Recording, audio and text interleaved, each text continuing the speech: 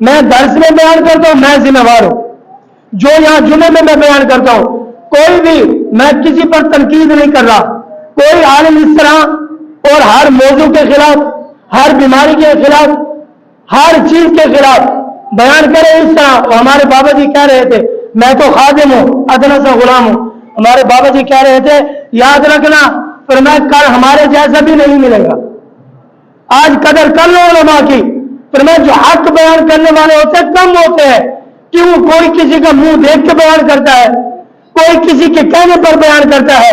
کوئی یہ کہتا ہے مجھے چھٹی نہ کرا دی جائے، کوئی یہ کہتا ہے میرا پیسہ نہ بند ہو جائے، کوئی یہ کہتا ہے لوگ مجھے پریشان نہ کرے، کوئی یہ کہتا ہے لوگ مجھ سے بولنا نہ چھوڑ دیں، کوئی یہ کہتا ہے میری روٹی نہ بند ہو جائے. الحمدللہ حق بیان کرنے والے یہ کہتے ہیں کل بھی حضور کا صدقہ کھا رہے تھے، آج بھی حضور کا صدقہ کھا رہے ہیں. آج بھی جو مل رہا ہے مدینے والے مصطفیٰ کا صدقہ مل رہا ہے، کل بھی جو ملے گا مدینے والے مصطفیٰ کا صدقہ ملے گا. اور انسان 4 سال کا ہو، 4 مہینوں کا ماں کے پیٹ میں ہوتا ہے، لکھ دیا جاتا ہے، پریشان ہونے کی تو ضرورت ہی نہیں ہے. آخری حدیث سماعت فرمائے، خوبصورت حدیث پاک ہے. آقا علیہ الصلوۃ والسلام، صحیح بخاری کی حدیث ہے، مدینے والے مصطفیٰ کا کمال فرمانا ہے. ایسے مسجد نبی ہے، میرے نبی جلوہ گر ہیں، صحابہ موجود ہیں، میرے نبی کریم صلی اللہ علیہ وسلم مسکرا رہے ہیں، حضور مسکرا رہے ہیں. جب حضور کے چہرے پر بہار آئی نا، حضور کے چہرے پر رونق آئی، حضرت فاروق اعظم سامنے بیٹھے تھے، ہاتھ جوڑے عرض کی یا رسول اللہ کیوں مسکرا رہے ہیں؟ مسکرانے کی وجہ کیا ہے؟ جب حضور مسکراتے تھے نا، حضور کے منہ سے جو نور نکلتا دیواریں بھی روشن ہو جاتی.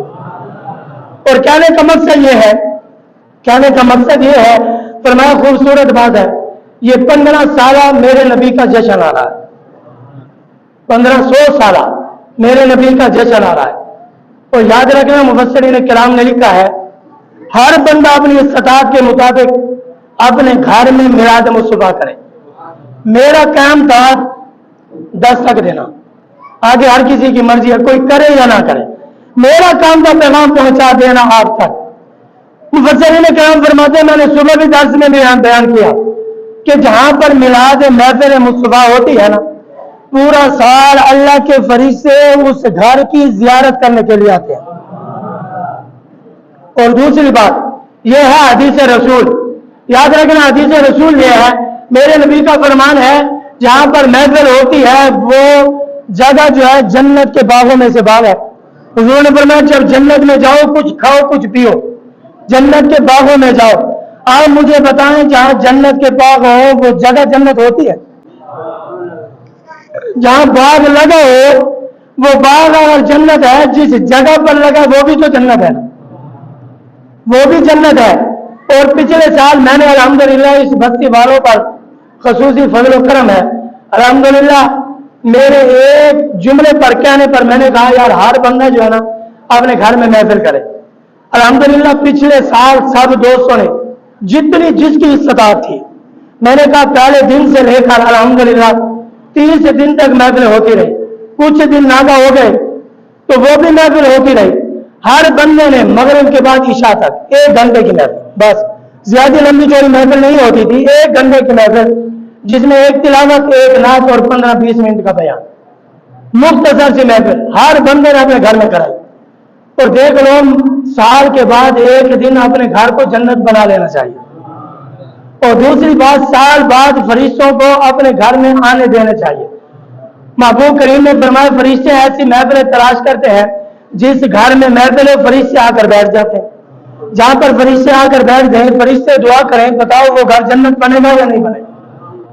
ہر بندے کو دعوت ہے میری، ہر بندہ جو مجھ سے لکھوائے کرائے انشاءاللہ ہم ان کا نام لکھیں گے، محفل ہوگی، کوئی خرچہ نہیں ہے، نہ ہی آپ نے کھانا بنانا ہے، نہ ہی سون کا خرچہ ہے، نہ ہی کسی چیز کا مولوی کا خرچہ ہے.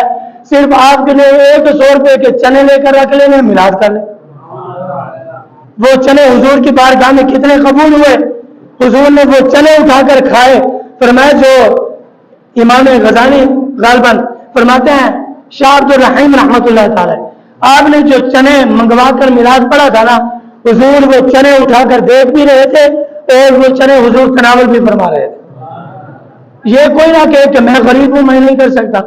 100 روپیہ ہر بندے کی جیب میں ہے، हर बंदा जो लिखवाना चाहे बाद में ये जुमे के बाद लिखवा ले, मगरिब के बाद ईशा तक, ईशा की नमाज जमात के साथ पढ़ेंगे, मगरिब की नमाज भी जमात के साथ पढ़ेंगे। इनके दरमियान जो वक्त है, शादी का करना तो देते हैं ना आप, अगर बेटे की सालगिरह वो करना भी देते हैं, माल खर्च करते हैं। अगर बेटी और बेटे की सालगिरह पर हम महफिल कर सकते हैं, बना सकते हैं, तो हुजूर की 1500 साल जजनबर क्यों नहीं कर सकते? कोई बंदा गरीब नहीं है, और ये शर्म भी कोई महसूस ना करे कि लोग क्या कहेंगे। आपने मदीने वाले मुस्तफा को और खुदा को राजी करना है, लोगों को राजी नहीं करना। 2 मिनट ज्यादा इसलिए हो गए, एक बच्चा समंदर के किनारे चल रहा था, जूते जो थे ना उसके जूते समंदर ने ले लिए। उसने क्या कहा? समंदर चोर है। बात खत्म हो गई। क्या कहा? समंदर चोर है। आगे एक शख्स चला, उसने देखा कि एक बंदा मछलियां पकड़ रहा था, बहुत सारी मछलियां पकड़ ली। उसने क्या कहा? समंदर जो है ना बड़ा सखी है, समंदर बड़ा सखी है। वो आगे चला, एक शख्स एक बंदे को देखा, पर मैं वो बंदा रो रहा था। उसने कहा क्यों रो रहा है? उसने कहा ये समंदर जो है कातिल है। उसने कहा वो कैसे? उसने कहा यहाँ एक बच्चा बैठा हुआ था, समंदर की लहर आई उसे उठाकर ले गई। पहले ने क्या कहा? समंदर चोर है। दूसरे ने कहा समंदर सखी है। तीसरे ने कहा समंदर जो है कातिल है। आगे चला, चौथे शख्स ने कहा, उसने कहा याद रख लेना समंदर जो है ना ये बड़ा सखी है, उसको समंदर से हीरे और जवाहरात मिल रहे थे। बात खत्म है, गौर करना। उसने क्या कहा कि हीरे जवाहरात तमाम चीजें मिली ना। लोगों की बातों में ना आया करें। लोग तो ऐसे कहते रहते हैं, लोग जो है ना ये खुदा पर भी राजी नहीं है। ये मिसाल देने का मकसद ये है, यानी कोई समंदर को चोर कह रहा है, कोई समंदर को कैतल कह रहा है, कोई समंदर को सही कह रहा है, कोई समंदर को नरम कह रहा है। उसने कहा ये क्या बात है? आगे गया तो उसने कहा याद रख लेना ये लोगों की बातें हैं, लोग कभी राजी नहीं होते। आप मदीने वाले मुस्तफा को भी राजी करें, खुदा को भी राजी करें। आप मिलाद मना लोग जो कहते हैं कहते रहे, ये जायज नहीं है, नाजायज है, ये गलत है। आप अपने घर को जन्नत बनाए और लिखवाएं, और हर बंदा अपने घर में मिलाद करे। 100 रुपए के चने रख ले, कोई बात नहीं, लोगों को दावत दें। ये ना कि लोग नहीं आएंगे, नहीं आते ना आए, आपका काम है दावत देना और मिलाद करना। फिर मैं मदीने वाला मुस्तफा भी राजी हो जाए, आज का खुदा भी राजी हो जाए। दुआ अल्लाह तबारक व तआला हम सबको इस पर अमल करने की तौफीक अता फरमाए। कहते हैं साहब रसूल ने कहा होगा या रसूल अल्लाह आपके दरवाजे पे आया हूं, आपकी चौखट पे आया हूं, या रसूल अल्लाह ये जो आंखें हैं आप अता फरमा दे और जन्नत जो है अपनी मर्जी से अता फरमा दे। आंखें जो है मेरी इल्तिजा पर अता फरमा दे, जन्नत जो है अपनी मर्जी से अता फरमा दे। फरमाते जब ये बात कही ना, आका अलैहिस्सलातु वस्सलाम ने फरमाया वुजू करो। आज कोई पीर ये नहीं कहता कि जाकर 5 वक्त की नमाज की पाबंदी करना परेशानी दूर हो जाएगी, कुरान की तिलावत करना परेशानी दूर हो जाएगी। फिर मैं जब ये बात कही ना, साहबी रसूल ने वुजू किया, या रसूल क्या करो? हुजूर ने फरमाया 2 रकात नमाज नफल पढ़ो। नफल पढ़ी, या रसूल क्या करो? हुजूर ने फरमाया हाथ उठाओ दुआ मांगो। फरमाया यही दुआ हुजूर ने सिखाई, साहबी रसूल ने यही दुआ मांगी, हाथ उठाए। फरमाते हैं जैसे ये दुआ मांगी अभी हाथ चेहरे पर नहीं फेरे थे, अल्लाह ने आंखें अता फरमा दी। मालूम है हुजूर ने वसीला सिखाया है। और दूसरी बात, दौरे खिलाफत है हजरत उस्मान गनी का। एक साहबी रसूल है जिनका नाम है हजरत उस्मान बिन हनीफ रज़ियल्लाहु ताला अन्हु। आप आते हैं हजरत उस्मान से मुलाकात करने के लिए, 1 दिन 2 दिन 3 दिन 4 दिन 5 दिन आते रहे, मुलाकात ना हुई, परेशान हो गए। एक साहबी रसूल से मुलाकात हुई, क्यों परेशान है? फिर मैं हजरत उस्मान से मुलाकात करने चाहता हूँ, मुलाकात नहीं हो रही। फिर मैं आप ऐसा करें वुजू करें, 2 रकात नमाज नफल पढ़े। फिर मैं फिर क्या करूं? फिर मैं 2 रकात नफल पढ़ने के बाद यही दुआ पढ़े। आज भी जो परेशान है, परेशानी हल नहीं हो रही, फिर मैं यही अमल करें। ये अमल बताया हुआ आज के पीर का नहीं है, मदीने वाले मुस्तफा का है। यही दुआ याद कर ले। और दूसरी दुआ भी बताता हूँ, वजीफा, ये 2 कामिल वजीफे याद कर लेना। एक तो बीमारी के वक्त ये दुआ पढ़ना, पूरी जिंदगी आपको ये बीमारी लग ही नहीं सकती। और दूसरा ये दुआ पढ़ना, आपकी परेशानी हकीकत में दूर हो जाएगी। हजरत उस्मान बिन हनीफ फरमाते हैं मैंने 2 रकात नफल पढ़ी, दुआ मांगी। फरमाते हैं मैं चल रहा था, हजरत उस्मान गनी से मुलाकात हो गई। हजरत उस्मान गनी कहने लगे, फरमाया जब भी आना ना, पूछने की जरूरत नहीं है, डायरेक्ट मेरे पास आ जाना, जो चीज की जरूरत हो मुझसे ले लेना। فرماتے ہیں یہ میرا کمال نہیں تھا، فرمایا یہ بتائی ہوئی دعا مدینے والے مصطفیٰ کی کمال تھا۔ اور خوبصورت واقعہ فرمایا وہ عورت کہتی ہے جب بھی میں پریشان ہوتی نا تو میں یہ عمل کرتی، جب بھی پریشان ہوتی تو میں اپنی آنکھوں اور چہرے پر ایسے ہاتھ رکھتی اور کہتی یا رسول اللہ، تم بھی پڑھ لو یا رسول اللہ یا رسول اللہ۔ فرماتے ہیں جب یہ بات کہی، جب وہ عورت فوت ہو گئی، ان کے رشتہ داروں نے خواب میں دیکھا، کوئی دیکھنا چاہے میں دکھا سکتا ہوں، ایک بات ہاتھ جوڑ کے عرض کرتا ہوں، اجازت ہے؟ ہاتھ جوڑ کے ایک بات عرض کرتا ہوں، ناراض نہ ہو۔ عرض یہ کرتا ہوں جب بھی میں کوئی بات کہوں نا، اگر آپ کی سمجھ میں نہ آئے، پہلی بات مجھ سے پوچھنا، دوسری بات کسی مفتی یا عالم سے پوچھنا، یار یہ بات قاری صاحب نے بیان کی ہے یا کہ کسی کتاب میں لکھی ہے یا قرآن میں ہے یا حدیث میں ہے؟ اگر کہ ہاں ہے تو پھر تو مان لینا، اگر نہ ہو تو پھر مجھ سے پوچھنا، میں دکھاؤں گا، میں ذمہ دار ہوں۔ ہاں دوسری بات، کیونکہ میں نے ہاتھ جوڑ کے اس لیے عرض کہا ہے ناراض نہ ہونا۔ ناراض کیوں؟ اگر جو بات میں کر رہا ہوں وہ شریعت کے خلاف ہو تو آپ مجھ سے پوچھ سکتے ہیں، میں ذمہ دار ہوں اس بات کا۔ اگر وہ شریعت کے مطابق ہو تو پھر تو مان لینا چاہیے، پھر تو ماننی چاہیے آپ کو۔ جو بات میں عرض کر رہا ہوں اگر وہ قرآن و حدیث کے مطابق ہو پھر تو آپ کو ماننی چاہیے۔ اگر وہ قرآن و حدیث کے خلاف ہو میری بات پہ اتفاق نہ کرے، کبھی نہ کرے۔ ہاں جو بات میں بیان کروں کسی سے پوچھے ضرور، عالم سے یا مفتی سے، اگر وہ بات حقیقت ہو قرآن و حدیث سے مل جائے تو پھر مجھ سے اختلاف نہ کرنا، پھر اپنے آپ سے پوچھنا پر میں میری طبیعت شریعت کے خلاف چل رہی ہے، علامہ صاحب نے جو بات کہی ہے وہ شریعت کے خلاف نہیں ہے۔ اگر میں جو بات کروں اس کا ذمہ دار میں نے پہلے بھی کہا تھا، اور جو بات میں بیان کر رہا ہوں یاد رکھ لینا، جیسا موقع آتا ہے، جیسا مہینہ آتا ہے، جیسا موسم آتا ہے، کیونکہ اگر گناہ ہو رہا ہو اور عالم خاموش رہے عالم گناہگار ہے۔ ایک کام شریعت کے خلاف ہو رہا ہو اور عالم دیکھ کر خاموش رہے تو عالم گناہگار ہے۔ کیوں؟ وہ دیکھنے کے بعد اگر جو بیماری بندے کو لگ جائے ڈاکٹر اسی کا علاج کرتا ہے، یہ نہیں ہے کہ ڈاکٹر دوسرا علاج شروع کر دے۔ معلوم ہے اگر ڈاکٹر کے سامنے بیماری بھی ہو اور ڈاکٹر اس کا علاج نہ کرے تو معلوم ہوا ڈاکٹر گنہگار ہے، کیونکہ انسان کی جان بچانا فرض ہے، جان بچانا فرض ہے، اور ڈاکٹر کی یہ ذمہ داری ہے جب وہ دیکھے کہ مریض مر رہا ہے، یہ بیماری لگی ہے، اس کا علاج اس کے اوپر ضروری ہے، جان بچانا فرض ہے، اگر ڈاکٹر نہیں بچائے گا تو گنہگار ہو جائے۔ آپ بھی مجھ سے لاکھ اختلاف کریں، قرآن سے اختلاف نہ کریں، خدا را مجھ سے لاکھ اختلاف کریں، ناراض ہو، اور جب قرآن سے اختلاف نہ کریں اور نہ نبی کے فرمان سے اختلاف کریں اور نہ نبی کی شریعت سے اختلاف کریں، یہ تین چیزوں سے آپ اختلاف نہ کریں۔ باقی ہر چیز سے انسان کے اختلاف ہوتا ہے۔ جو امام تھے ان کا آپس کے اندر اختلاف تھا، فرمایا ائمہ کرام کا آپس کے اندر اختلاف تھا۔ اختلاف کرنا غلط بات نہیں ہے، قرآن کے خلاف چلنا غلط بات ہے، نبی کے فرمان کے خلاف چلنا غلط بات ہے، نبی کی شریعت کے خلاف چلنا غلط بات ہے۔ ان تمام تین چیزوں پر غور کرنا، اور جو بات الحمدللہ کسی کے گھر میں نہیں رہتا لوٹ کر اپنے گھر کو چلا جاتا ہے، یعنی ہم یہاں مہمان ہیں، آپ کی اور میری زندگی کتنی ہے؟ مولا علی کرم اللہ وجہ الکریم سے کسی نے سوال کیا، پوچھا یا علی نماز کے اندر 2 سجدے کیوں ہیں؟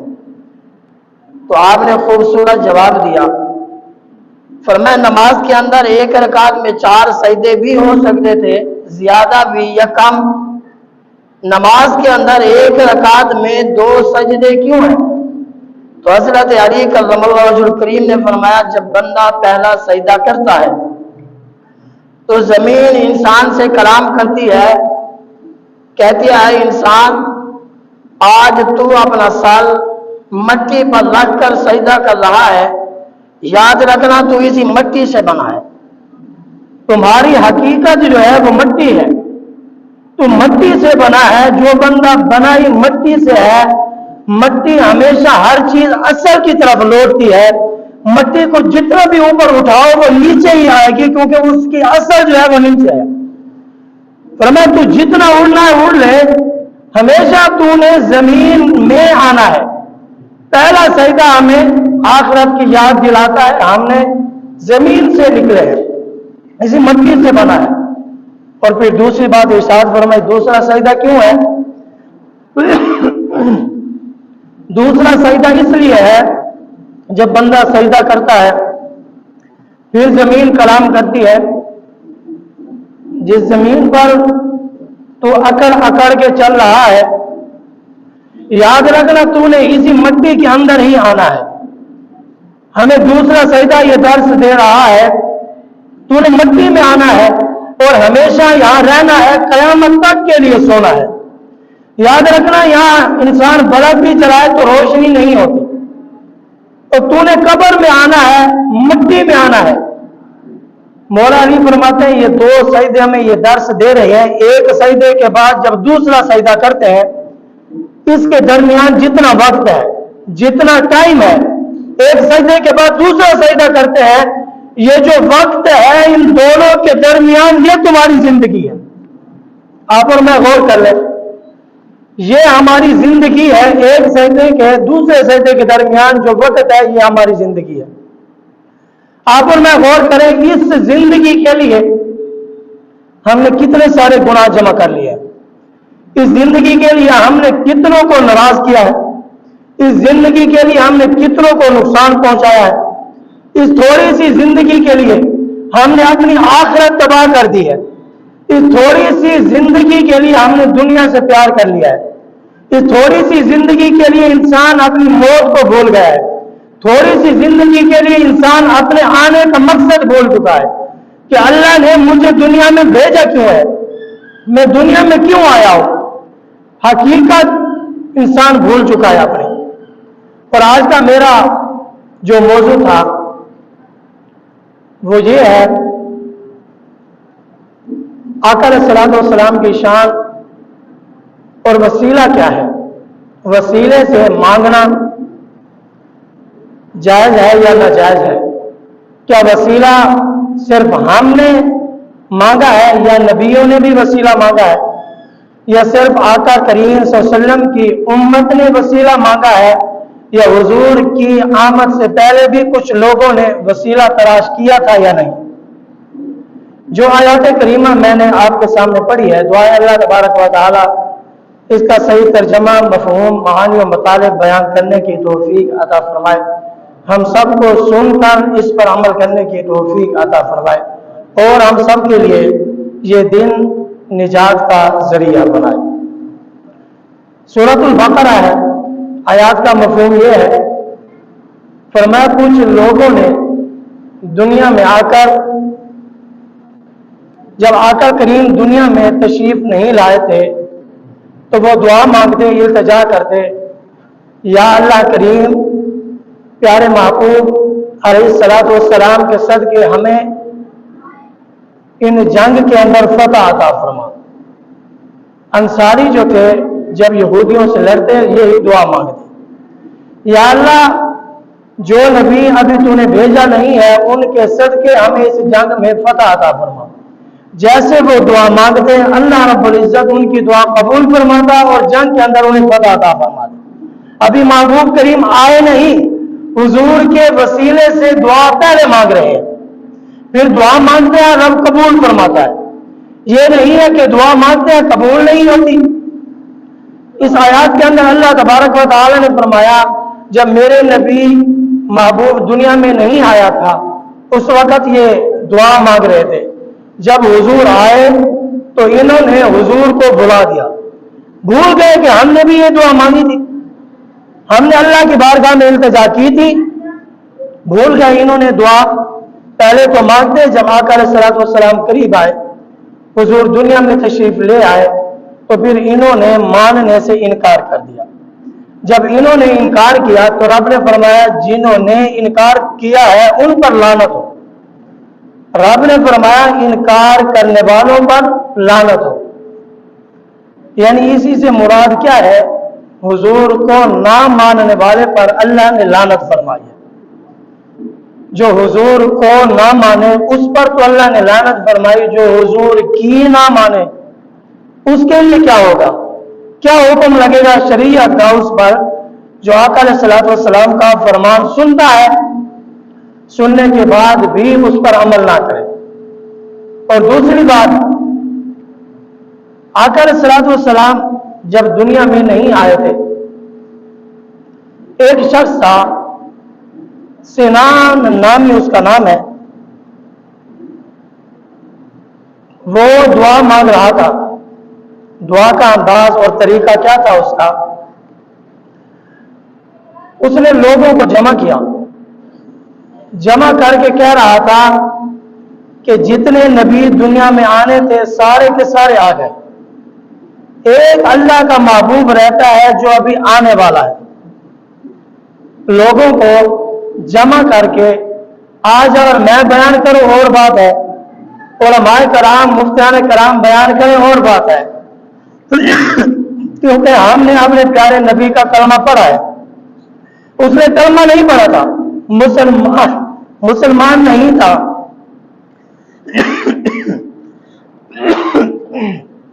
اس نے لوگوں کو جمع کیا، جمع کر کے جب لوگ جمع ہو گئے تو اس نے شان مصطفیٰ بیان کرنا شروع کر دی۔ یہودی کی زبان سے شان مصطفیٰ بیان ہو رہی ہے۔ اس نے کہا وہ نبی آنے والا ہے، لوگ سنتے رہے۔ ایک صحابی رسول کہتے ہیں میں سفر کر رہا تھا، جب میں وہاں سے گزرا تو میں ان کے قریب پہنچا، میں نے دیکھا یہ کیا کہہ رہا ہے، جب میں نے کان لگا کے سنا تو وہ شان مصطفیٰ بیان کر رہا تھا۔ فرماتے پھر بنو قریظہ میں میں آگے چلا گیا، آگے گیا تو میں نے اور ماجرا دیکھا، ہماری قوم کا ایک شخص کھڑا ہے، لوگوں کو جمع کر کے وہ ذکر مصطفیٰ بیان کر رہا ہے۔ فرماتے میں نے سنا، پھر میں آگے چلا گیا، میں آگے گیا تو اور شخص دیکھا، 3 بندوں کا ذکر صحابی رسول کرتے ہیں، میں نے دیکھا 3 بندے جمع کر کے لوگوں کو، ابھی آقا علیہ الصلوۃ والسلام کی آمد نہیں ہوئی، حضور کی آمد کا ذکر خیر پہلے کر رہے ہیں۔ پھر حضرت حسان رضی اللہ تعالیٰ عنہ فرماتے ہیں، یہ دوسری روایت ہے، آپ فرماتے ہیں میری عمر 60 سال تھی، 60 سال کی میری عمر تھی، اور میں نے ایک آواز سنی، بڑی حیرت انگیز آواز تھی، جیسے آواز سنی تو سارے لوگ بھاگے اس آواز کی طرف، دوڑ کر گئے کہ ہم دیکھیں یہ آواز کہاں سے آ رہی ہے۔ فرماتے ہم دوڑتے ہوئے گئے، تمام لوگ جمع ہوئے، وہ آواز ایک پہاڑ سے آ رہی تھی، ہم سب لوگ دوڑتے ہوئے وہاں پہنچے، بڑا عجیب منظر دیکھا، ایک یہودی پہاڑ پر چڑھا ہے، پہاڑ پر کھڑا ہو کر اس کے ہاتھ میں آگ کے شعلے ہیں، اس کے ہاتھ میں آگ کے شعلے ہیں، وہ اٹھا کر کہہ رہا ہے، آواز بڑی ہی حیرت انگیز تھی۔ تمام لوگ جب جمع ہوئے اس کے قریب جا کر پہنچے، وہ تو تھا پہاڑ پر، ہم نیچے کھڑے ہو گئے اور ان سے پوچھا کیا بات ہے، اتنی آواز سے کیوں چیخ رہا ہے، چیخنے کی وجہ کیا ہے، کیوں چلا رہا ہے؟ اس یہودی نے کہا قریب آ جاؤ، تمام لوگ قریب ہوئے، فرماتے ہیں میں نے بڑا عجیب منظر دیکھا، قریب آ کر اس نے کہا ٹھہر جاؤ، سب لوگ خاموش ہو جاؤ، ہم جب خاموش ہوئے ان کے قریب آئے، اس نے کہا یہ ستارہ دیکھ رہے ہو، یہ ستارہ سرخ رنگ کا ستارہ ہے، یہ کبھی طلوع نہیں ہوتا، فرمایا یہ اس وقت طلوع ہوتا ہے جب کسی نبی کی ولادت ہونے والی ہو، یہ ستارہ اس وقت طلوع ہوتا ہے جب کسی نبی کی ولادت ہونے والی ہو یا کوئی نبی دنیا میں آنے والا ہو۔ فرمایا میں نے اپنی کتابوں میں پڑھا، فرمایا یہ آخری نبی، فرمایا آخر الزمان نبی دنیا میں تشریف لانے والا ہے۔ لوگوں نے کہا تجھے کیسے پتا چلا وہ نبی آنے والا ہے، تجھے کسی نے خبر دی، کیا تمہارے پاس کوئی فرشتہ آیا، تمہارے پاس کوئی وحی آئی، تجھے کس نے بتایا وہ نبی آنے والا ہے؟ اس نے کہا میں اس ستارے کو دیکھ کر بتا سکتا ہوں، کچھ لوگ ستاروں کو دیکھ کر بتاتے، کچھ لوگ دیکھتے کہ یہ چیز کبھی ظاہر نہیں ہوئی، وہ بتا دیتے۔ یہودی کہنے لگا یہ ستارہ طلوع ہوا، یہ ستارہ بتا رہا ہے، فرمایا کہ آخر الزمان نبی دنیا میں تشریف لانے والا ہے۔ اس نے کہا کب تشریف لائے گا؟ کیا سال کے بعد آئے گا؟ کیا مہینے کے بعد آئے گا؟ کون سے دن آنے والا ہے؟ اس نے کہا میں گارنٹی کے ساتھ کہہ سکتا ہوں آج کی یہ جو رات چمک رہی ہے، یہ رات ہمیں بتا رہی ہے حضور تشریف لا رہے۔ یہ رات، آج کی رات، حضرت حسان فرماتے رات کا پچھلا پہر تھا، یہودی کی آواز سنی، مسلمان نہیں تھا، کلمہ پڑھنے والا نہیں تھا، وہ آواز دے رہا تھا۔ جب تمام لوگ جمع ہوئے، معلوم ہو میرے نبی آئے نہیں ہیں، فرمایا کافر ہو کر میرے نبی کا جلسہ کر رہے ہیں۔ لوگ جمع ہیں، شان مصطفیٰ بیان ہو رہی ہے۔ آپ فرماتے 7 سال کی عمر ہے، رات کا پچھلا پہر ہے، میں بھی چھوٹا سا تھا، میں بھی پہنچ گیا۔ جب اس نے سنا، اس نے کہا آج کی رات مدینے والے مصطفیٰ تشریف لا رہے ہیں۔ معلوم ہوا جو حضور کی خوشی منائے، حضور کا جشن منائے۔ یہ آنے والا مہینہ ربیع الاول کا مہینہ ہے۔ ربیع کا معنی ہے بہار، اول کا معنی ہے پہلا مہینہ۔ معلوم ہوا اس مہینے کے اندر جس مہینے کو بھی اللہ نے شان عطا فرمائی ہے، ربیع الاول کے مہینے سے عطا فرمائی۔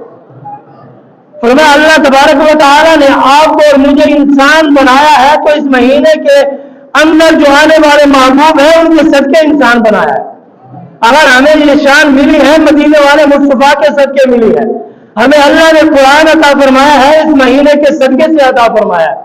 اگر محبوب نہ آتے نہ یہ انسان بنتا اور نہ اللہ قرآن عطا فرماتا، نہ اللہ ہمیں رمضان عطا فرماتا۔ جو بھی چیز ہمیں اللہ نے عطا فرمائی ہے مدینے والے مصطفیٰ کے صدقے سے عطا فرمائی۔ معلوم حضرت حسان کون ہے؟ میرے نبی کے غلام ہیں، جنہوں نے یہ کلام پڑھ کر بتا دیا۔ فرمایا جو ثنا خان تھے نا اس وقت کے، اس دور کے، بلکہ مفسرین کرام نے لکھا ہے کہ 1 یا 2 ثنا خان تھے، باقی سارے جتنے صحابہ تھے سارے ہی عالم تھے۔ آج آپ اور میں غور کریں، بہت سارے لوگ ثنا خان تو اپنے بیٹے کو بنانا چاہتے ہیں، مفتی نہیں بنانا چاہتے، عالم نہیں بنانا چاہتے۔ جو شان اللہ کے محبوب نے یا رب نے عالم دین کی بیان کی ہے، ثنا خان کی نہیں کی ہے۔ ثنا خان بڑی شان والا، یاد رکھنا اس وقت کے جو صحابہ ثنا خان تھے وہ عالم بھی تھے، اشعار پڑھتے، اشعار کی صورت میں فرمایا وہ بیان کر رہے ہوتے۔ آج کے نہیں، آج تو ہم کسی کا کلام پڑھتے ہیں، فرمایا یہ سب سے بڑی جو نعت ہے فرمایا یہ اللہ کا قرآن ہے۔ حضرت عبد المطلب رضی اللہ تعالیٰ حضرت ابو طالب کا ذکر کرتے ہیں، کیا وسیلے سے مانگنا جائز ہے یا ناجائز ہے؟ بہت ساری حدیثیں، میں بہت سارے واقعات پیش کر سکتا ہوں، چند واقعات آپ کی سماعتوں کی نظر کروں گا۔ آپ فرماتے ہیں کہ تمام کافر جو تھے نا جمع تھے، تمام بڑے بڑے کافر سارے جمع تھے، بارش نہیں آ رہی تھی، لوگ پریشان تھے 1 سالی کی وجہ سے کہ بارش آئے گی تو ہمارے جانور اور ہم بھی کھانے پینے کا نظام بنے گا۔ سب دعا مانگ رہے تھے، بارش نہیں آ رہی تھی۔ انہوں نے کہا جو مکے کے سردار ہیں نا حضرت ابو طالب، فرمایا ان کو بلاؤ۔ تمام کی نظریں ان کی طرف تھی۔ جب تمام لوگ جمع ہوئے، بارش نہیں آئی تو انہوں نے بلایا۔ آپ آئے، آپ کے کندھوں پر چھوٹا سا شہزادہ چمکتے ہوئے چہرے والا موجود تھا۔ فرماتے ہیں جب یہ شہزادہ موجود تھا نا، لوگوں نے دیکھا کہ ابو طالب ہماری طرف آ رہے ہیں، لوگ بڑے خوش تھے، یہ بھی مکے کا سردار ہے، ابھی پتہ چل جائے گا یہ کیا کرتا ہے۔ فرماتے ہیں انہوں نے کیا کیا، لوگ ایک میدان میں جگہ تھے، آپ وہیں نہیں پہنچے، آپ سفر کرتے کرتے مکے کی طرف چلے۔ مکے کے قریب جا کر نا اس شہزادے کو کعبے کے ساتھ بٹھا دیا۔ آپ جب بیٹھ گئے تو حضرت ابو طالب نے کیا کیا، غور کرنا، ابو طالب نے ایسے ہاتھ اٹھا کر دعا مانگی۔ دعا کیا تھی؟ فرمایا یا اللہ اس شہزادے کو میں لے کر آیا ہوں، اس چمکتے ہوئے چہرے والے کا صدقہ مانگ رہا ہو، یا اللہ تو بارش عطا فرما۔ فرماتے ہیں ابھی ہاتھ اٹھائے تھے، دعا مانگی تھی، ابھی اپنے ہاتھ چہرے پر نہیں پھیرے کہ اللہ نے بارش عطا فرما دی۔ فرمایا وہ وسیلہ کس کا مانگا تھا؟ ابھی میرے نبی کا بچپن ہے، آقا علیہ الصلوۃ والسلام کا بچپن ہے، حضور کے وسیلے سے ابو طالب نے ہاتھ اٹھائے، دعا مانگی، اللہ نے بارش عطا فرما دی۔ معلوم ہوا وسیلے سے مانگنے سے، میں نے پہلے بھی مثال دی تھی، آج بھی دیتا ہوں۔ فرمایا ایک بندے کی دو بیٹیاں ہوں، ایک کا اپنے ہاتھ سے نکاح کرے، ایک بیٹی بھاگ جائے، بھاگ کر نکاح کرے، اللہ اس کو بھی بیٹا عطا فرمائے، جس کا نکاح کیا تھا اس کو بھی بیٹا عطا فرمائے، دونوں کو اللہ بیٹے عطا فرمائے، باپ کے قریب آئے۔ فرمایا باپ اس نکاح والی بیٹی کے بیٹے کو اٹھا کر سینے سے لگائے گا۔ فرمایا جو بھاگ گئی تھی، فرمایا اس کے بیٹے کو سینے سے نہیں لگائے گا۔ معلوم ہوا جو وسیلے سے آئے وہ حلال کا ہوتا ہے، جو وسیلے سے آئے وہ حلال کا ہوتا ہے۔ اگلی بات میں نہیں کرتا، تم سمجھ گئے ہو۔ فرمایا جو نکاح کے ساتھ آئے، معلوم ہے یہ وسیلے کے ساتھ آیا ہے، وسیلے کے ساتھ مانگنے سے اللہ عطا فرماتا ہے۔ فرمایا اس نے وسیلے کے ساتھ مانگا، یا اللہ بارش عطا فرما۔ اور دوسرا خوبصورت واقعہ لکھا ہے، فرمایا ایک عورت تھی، نیک خاتون تھی، اس عورت کا معمول کیا تھا؟ میں ابھی مطالعہ کر رہا تھا، اس کے ضمن میں خوبصورت واقعہ لکھا مفسرین کرام نے۔ فرماتے ہیں وہ عورت جب بھی ڈرتی، کوئی پریشانی آتی، کوئی تکلیف آتی، کوئی مصیبت آتی، فرماتے ہیں وہ کیا کرتی؟ بلکہ یہاں دعا بھی لکھی ہے، اللہم انی اتوجہ الیک بنبی الرحمۃ۔ فرمایا یہ بندہ جب بھی دعا مانگے نا، اگر کوئی کام نہیں ہو رہا، کوئی پریشانی ہے، کوئی مصیبت ہے، کوئی بیمار ہے، جسی بھی حال میں ہے، فرمایا وہ بندہ خشوع خضوع کے ساتھ وضو کرے۔ یہ وظیفہ میرا بتایا ہوا نہیں ہے، نہ میں کسی پیر کا بتایا ہوا وظیفہ بتا رہا ہوں، بلکہ میں مدینے والے مصطفیٰ کا بتایا ہوا وظیفہ بتا رہا ہوں۔ آقا علیہ الصلوۃ والسلام کے پاس ایک نبی نے صحابی رسول آئے، عرض کی یا رسول اللہ میری آنکھیں نہیں ہیں، مہربانی فرمائیں۔